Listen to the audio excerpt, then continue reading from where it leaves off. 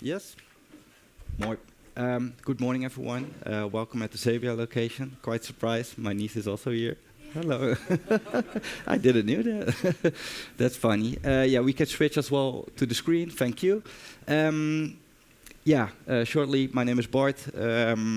Joined DBT Labs in April. 6 months in. Joined from Snowflake. 4 years plus at Snowflake in the same kind of role.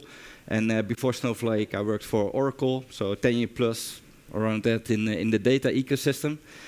And for today, I have some content prepared, especially around the things that happened last week. DBT Labs had the annual event Coalesce, and we did some big announcements there as well. So I will walk you through those announcements, and also really from a product point of view, all the things that will come to the platform in the near future. So looking forward to present it to you all. I think the content itself is around 30 minutes.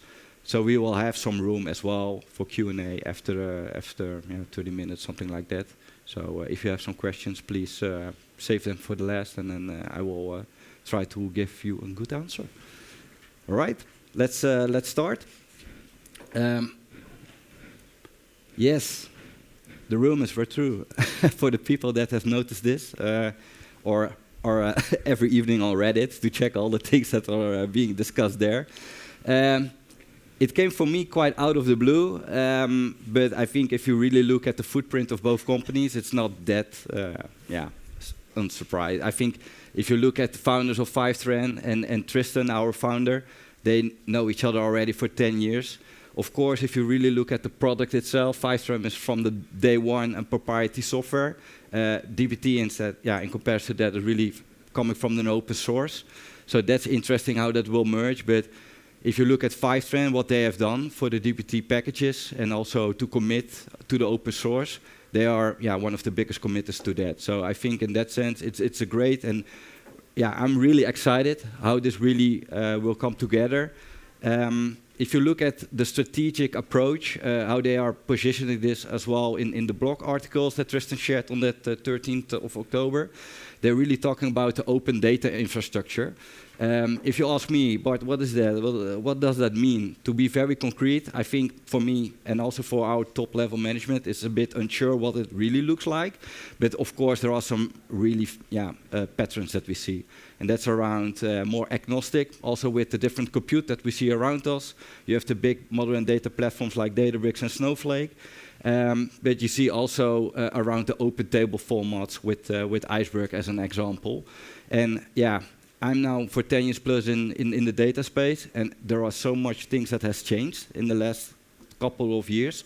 So let's make some kind of imagination how the next 5 to 10 years will be. We know for sure, and that's also what you probably know, in IT it goes very, very fast in tech in general. So expect a lot of changes and innovations, how data will be facilitated for the different enterprises that are using that on a daily basis. What it really means for my job, I'm not sure, but time will tell. I'm on the first row, so let's bring it on and let's see what the future will bring. First, I want to give some context, the evolution of DBT for the people that don't really know DBT. I'm not quite sure what the mixed flavor here is in how mature everyone is with DBT. Maybe some hands, who is working daily with DBT? Nice. For who is DBT quite new? All right, so then I'm happy that I also have this slide because that gives some context where we are coming from. How it started in 2016, Tristan Handy, he started the company Fishtown Analytics just as a freelancer. He found a compagnon, Drew Bannon, and he helped him with the first framework of data build tool, how they call it at that day. They published it on the GitHub repo, and after a few meetups in the New York area, it was quite adopted by the community, and the product really grew with the input that the community gave to Tristan and Drew as a team. So they really built it together with the community. And in 2020, even big companies like Coca-Cola were knocking on the door and they said, we really want to use your framework, but we need support with all the checks and compliance rules that they are having. They need to rely on a partner. So the organization had a change around 2020, even the name changed. So it became DBT Labs. Yeah, coming from data build to how they call it at the beginning. And you see also the first thing that the platform, or how we call it at that day, dbt Cloud, how we call it, of what we supported. So it was mainly around yeah, the studio, the IDE itself, and the orchestration. Fast forward, the last 3-4 years, you see a lot of innovations in the platform. To pick a few, I think observability, dbt mesh, also related to the data mesh methodology. Of course, the Copilot, you see it in every software platform nowadays. Yeah, so you get the drill, right? It's not only for orchestration or your dbt pipelines, but dbt platform is much more. And today I will talk you more about the newest and the greatest, but I also want to share a bit about dbt Fusion. So if you look at the right top corner, you see the new Fusion engine, and this is yeah, become available, I think, around May or June. We did an acquisition with SDF Labs. Very interesting company, a lot of PhD guys that worked also for Meta, the big Facebook company, and they rebuilt the whole data warehouse there. Yeah, Wolfram Schulte is one of the founders of SDF Labs. He had a very, yeah, how did he say that? A lot of experience around Microsoft Labs, and he have, yeah, some great innovations. And one of the big innovations that they have done is around SQL comprehension. So what they have done as a team, they have really built an understanding of the different SQL language that we see. Of course, every data platform is saying that they are on C-SQL, but if you really dive into the different functions and the special things that the data platforms are offering, there is a lot of difference there. So what that team did is really scraping all the docs and did a lot of testing, and that's what we have done.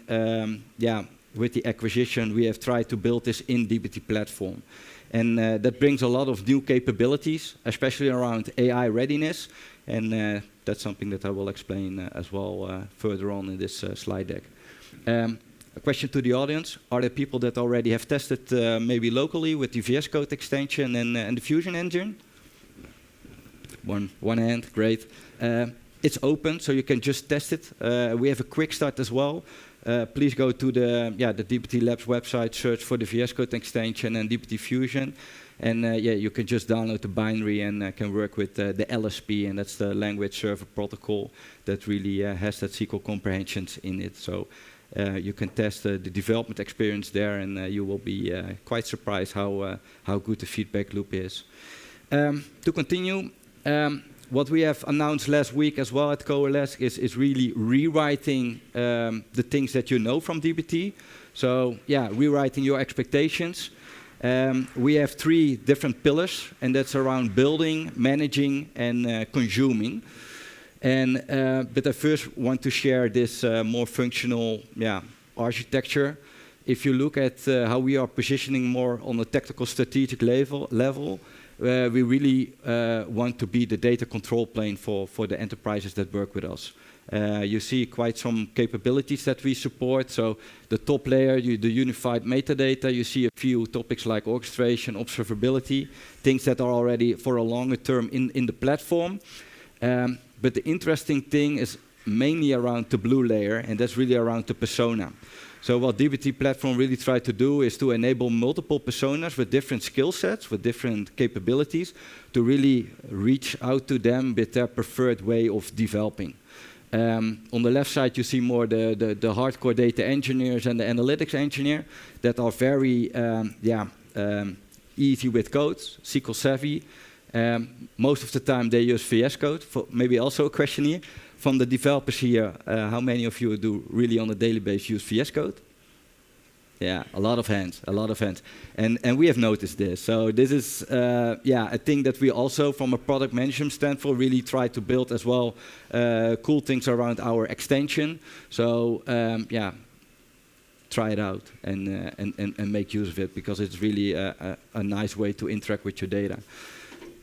On the right side, you see analysts, business stakeholders. So we have also a big group that is less technical, but they are quite handy as well, and everyone knows it, right? With the interaction with prompting, like you're doing on a daily basis with ChatGPT. This is also what we try to facilitate for the less technical people. At the moment, we have dbt Canvas. That's our graphical developer approach. So there's like a drag and drop interface where you can really build up your data flow.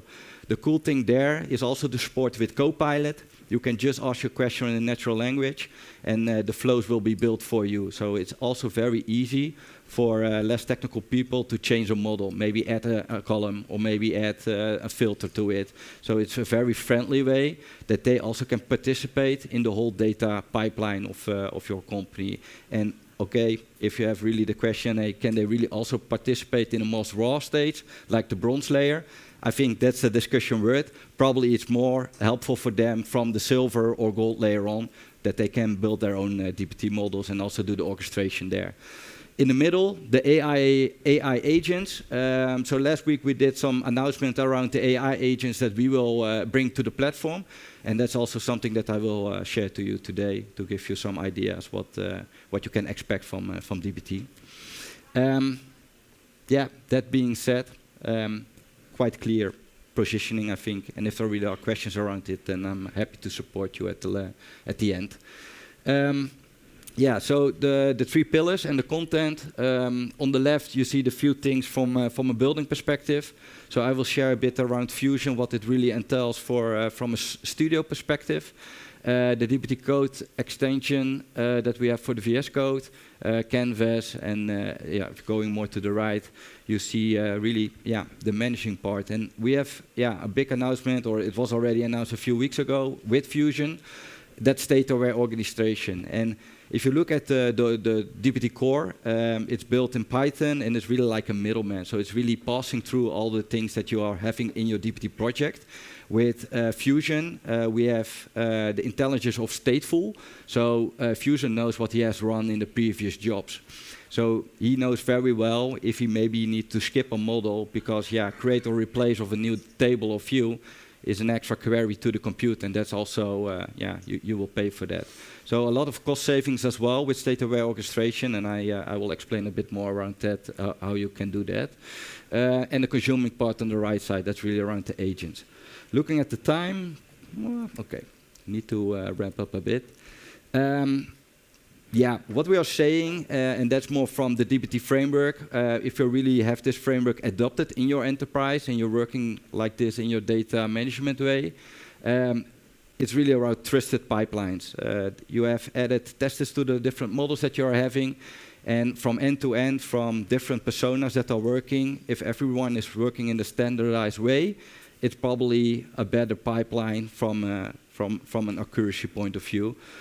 So that's what we also really try to preach if we're talking with the clients that are not yet working with dbt. But for most of you, this is already very familiar, so I'm very happy to hear that.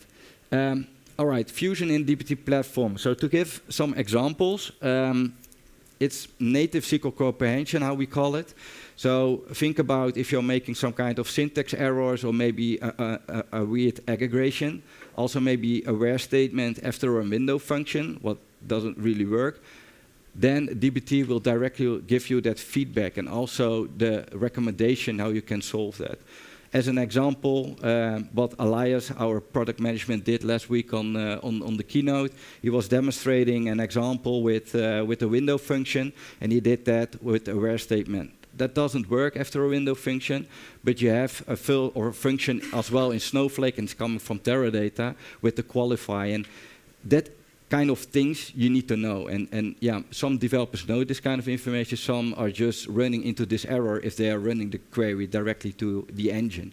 But with Fusion, you will directly get that feedback in the studio overview, so with the red underline square. And then you can hover over that red line, and then you will get that feedback. And that's also what you're seeing here. On the right side, if you also hover over the different columns, you see also the data types. So that's also the information. Is it an array or is it something else? So also some kind of information that you didn't have previously. The parsing time itself, so Fusion, is way faster in parsing. So if you really want to run your model, then take as an example a project with over 1,000 projects, over 1,000 models, then it really was you need to wait for minutes, and we're thumb rolling and sitting there waiting for when it was done. With Fusion, it's really a matter of seconds, so the experience there is much, much better. Yeah, let's continue to the next one. The dbt VS Code extension, I already mentioned this. It's the same kind of look and feel as in Studio, but this is also more around local development. And yeah, the local development is really a key thing. With Fusion, you can do your modeling already just on the fly without really running the queries to your engine. So that's really also a compute saver there. And I think, yeah, because the big group of developers that working with VS Code, I think it's really cool that we are enabling this for the community. What we also have in VS Code, what Elias shared during the keynote, was the compare mode. So if you really look at, if you are developing a new model and you want to check as well what is the downstream effect of that, or maybe impacting. So sometimes if you're changing a color, maybe it can ruin the downstream models in that sense. With the compare mode, and you need to think about it's just an extra tab at the bottom above the DAG here. You can see what the impact will be. So you have some metrics around it, how many rows will be deleted, and also a percentage of that, how many changes you will add to the downstream model. So really fast feedback during your coding to really know, okay, if I'm making this change and pushing this, then this will impact all the downstream. So also quite nice if you can tackle that already during your development. dbt Canvas, so the drag and drop interface, you see on the right side how it looks like. On the left side you have your source tables or the models that you are using. You can join this quite easy. Classic things that you can do there. But yeah, the key thing what I really like is the interaction with dbt Copilot. What also a very strong capability is of Canvas is that if the analyst is working in Canvas and he think, okay, this is the model that I want to save, he can just make a commit and a pull request to the GitHub environment. So also the analyst can really work with Git and your preferred repository to commit the changes and maybe afterwards when the pull request is being confirmed and accepted to the main branch. So this flow is really a seamless workability. That is also what you are knowing from the studio experience. So from that sense, it's quite the same how you can work. Question? Yeah, I have a question. On the second bullet is like a SQL model, Mm-hmm. but then there's like BigQuery database. Do you know whether this is also compatible with an on-premise environment? Yeah, that's a good question. So with Fusion, we are working in some kind of roadmap, and Snowflake and Databricks are the biggest platforms, or maybe from another angle, the most customers that we are having are working with those modern data platforms. BigQuery is also one of them, and also Redshift. If you really look at more traditional software solutions like an Teradata or an Oracle, I can tell you that's not really on our roadmap. Maybe someday, but I cannot really be very concrete in any timelines around that. Because dbt is really around the modern data platforms. So I'm not quite sure, to be honest. I'm not on that product management level to have that discussion, but from what I have seen, no signals yet. So that's more or less my answer. The rules. How do we change the current flows in the platforms? So to explain a bit more around state-aware orchestration, in this example, you see a data flow, and normally in the dbt core way, if you did the whole dbt build statement and you were running the whole project, every data pipeline will be materialized in your modern data platform. If you are working with state-aware orchestration with Fusion, you will see that it's stateful. So the Fusion engine understands what you have run in the previous job. In this example, if you look at the top flow with the source orders, you see that there is no new data there. At the bottom flow, you see that there is source freshness, so there is new data in the customer source tables. And then you will see that it also impacts the downstream models. So what Fusion then will do is just rebuild the engines that are infected by the upstream models and just materialize that in the underlying data platform. This is super efficient, also from a cost perspective. We are saying that this, only if you run it just in this normal state aware function, that you can save up to 10% on your cost savings. So imagine for companies that are running quite big DBT core setups, this could be quite a money saver on your bill. To go a bit further, and that's more from a tune perspective, and that's really to do it like on an SLA way. You can of course say, okay, if there is new data in the source table, you can run it directly, but you can also configure it and maybe add a time frame to it. So what you're seeing here on the bottom with the bolt after 6 hours, you can add those changes or those settings in your config files and really rebuild the requirements around what's being asked from the business teams.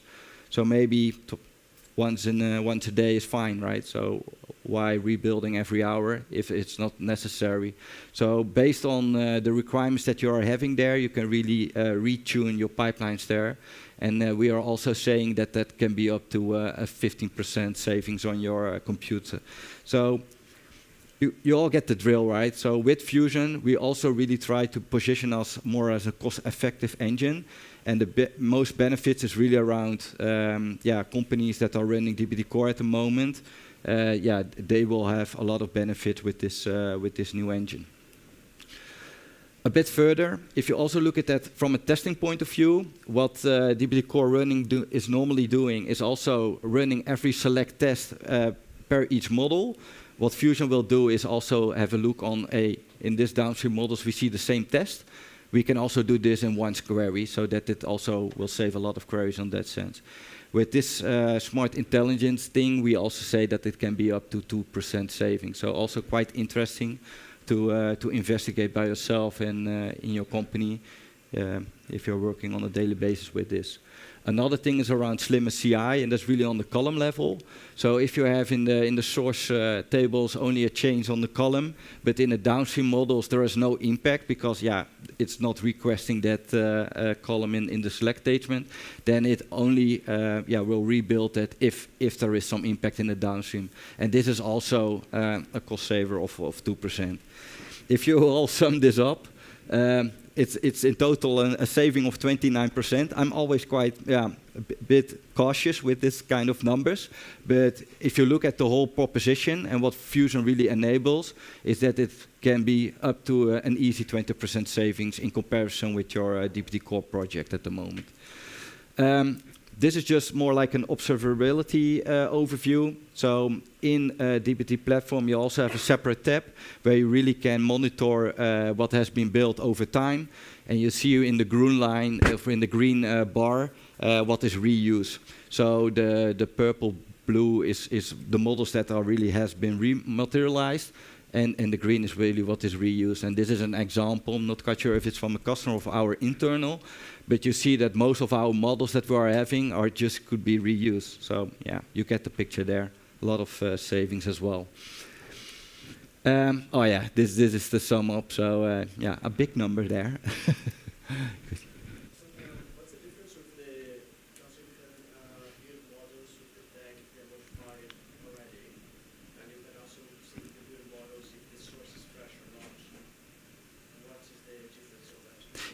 Then you have tuned it by yourself. So of course, in Core you can do a lot of things. You can work with tags. So most of the teams that are working for a longer time, they have tuned DBT Core environments. So in that sense, to make it very flat, it's maybe a bit the same, but you have spent there a lot of engineering hours to build this. And this is coming out of the box. So that's the big difference there, that you can that you quite easy can use this new functionality. It's just a check in the box. So if you're working in platform, you go to the environments or to the orchestration tab and to the jobs, and it's really a check in the box. And then you can also check advanced testing as well. So you don't need to do it really by yourself. So a lot of engineering hours can be saved there. But I agree, if you have a really tuned, then it's also the question, okay, how much savings you really could get out of this. But that's a nice one to test and evaluate as well, right? But good question. Yeah, more the open integrations with Iceberg. So that's also has to do with the open data infrastructure. What we already support is cross-platform dbt mesh. So what we are seeing, and in the Netherlands is a little bit less, but we are saying that more than 50% of our dbt customers having two modern data platforms, or even more, and that could be a nice way that you have just one code control plane where you can really control the code over different modern data platforms. So we really try to bridge that gap and to be agnostic in that sense, that we can distribute different compute engines to your storage layers to really materialize your data there. Really cool feature. The appetite in the Benelux, we're seeing this, but it's probably needs some time as well that it will really come over from the US to here. But I think you all get the idea there. It's less vendor locking kind of thinking that we really try to bridge here. The last part, consuming the data. So we already had the dbt Copilot feature, and the dbt Copilot really could help with generating SQL, but also helping in building documentation, so really building the YAML files around the dbt models that you are having. It also could help with building a semantic model in your project. And what you're seeing on the left bottom corner, you see the data test. So also with Copilot, you can add tests to your models. So really nice features that really accelerate the developer experience there. If you look in general around our product development, it's really built around this ADLC, how we call it. It's the analytics development lifecycle. It's with the copy-paste of the software development lifecycle, but you get the understanding, right? Multiple flows where you are going through from a development point of view, and we really try to enable different functionalities to the platform. And one of the announcements that we have done last week was around the agents. Let me start with the middle at the bottom, the analyst agents. So we have dbt Insights. That's also a GUI where you can do very explorative natural language. Just ask questions, and then you can really review the data and the results that you are getting. You can even build an easy chart with a line diagram or a bar chart. But with the analyst agent, you can also really have an analysis of the question that you are asking. So as an example, can you give me an update of the last 6 months from an order perspective? Then he really will make a diagnosis of that, and he will give you that kind of information. We see that also in other platforms like Snowflake and also in Databricks, but we also provide this. And the cool thing is that because of the metadata is so rich in your dbt project with all the YAML files, the analyst agent is very well to find the right information on the fly. So also a cool feature to review by yourself. The observability agent, right top corner. This is really around the jobs that you are running. So yeah, thank you. If you have a failure in your job, then you can make the settings like this, that you have a push to your maybe Slack or to your Teams, or a quite easy email notification. If you click on that notification, then you directly will be guided to the job. And then you'll also have the feedback from the agent that is explaining to you why the job has failed and what the root cause was of that and what you probably can do to fix that problem. So out of the box information to share to the person that will review the error, and he knows then quite fast where he needs to look to fix the problem. So also around feedback looping. Yeah. I have a question, like for the dbt Copilot, is it mainly to speed up development, or is, for example, the discovery agent also for business analysts, for example, like which data is there, that there's a UI interface or something like that? Yeah, that's a good question. So if you look at the discovery agent, there are multiple ways how you can interact with the data in the platform, but we also have the dbt catalog. And in the dbt catalog, there is some kind of search mechanism already to search for dbt models, but there will be also a discovery agent in that overview. And then you can also imagine if you have a very large project with maybe over 1,000 models, then this kind of interaction will really help the developer or the business analyst or just the business user to really find the right information and all the metadata that's around the different models, because we also storing who's the data owner of this model, the email notification, or the email information, etc. So yes, definitely. The last one that I want to share, and that's something where I'm really excited about, is the developer agent. And that's really a thing that we have showcased also in the VS Code, that you can really do some refactoring also from old store procedures. So as an example, maybe you have a store procedure from an Oracle or a Teradata. You can really ask to the developer agent, hey, can you have a look at this code? And maybe rebuild this to the DBT models. And then he will build out that script for you. So with multiple DBT models, and then you can also quite easy integrate this into your project. And yeah, that's really the holy grail, right? So we have a lot of conversations with companies that still are on legacy software. This kind of innovations, and with the power of LLMs, it's getting better by day by day. So this will really help, yeah, this kind of hard migrations that some companies are facing. Yeah, I already explained it vocally, but I also have this very short demos on the right side. So this is the analyst agent. You have the questions on the right. He's hovering over the charts and also the information that the agent is publishing in text. The discovery agent, so this is from the DBT catalog GUI with the information there, and really give the feedback from, hey, you can, this is the top information, all related information that is in your DBT project. Observability agent I explained, and the developer agent. So yeah, I'm really excited about this. Really cool, this kind of new agents. And it's not only this, we have also the MCP server. It's also GA. Also other companies are building AI agents, and we from DBT Lab really have an open handshake to that. So we have an open framework. So all those different AI agents, what you see on the right side, can integrate with the DBT MCP server and consume the metadata that you are having in your DBT project. So it's really helping the agents, and that can be around discovering mode or maybe really in building mode. It also needs to evolve over time from a functionality point of view, but you get the understanding, right? The MCP server of DBT is really around your information that you are having in your DBT project. Let's wrap it up here, and then maybe open the floor for some questions. Yeah, metric flow is also now available via Apache open source. So Snowflake and Tableau are also committed to this.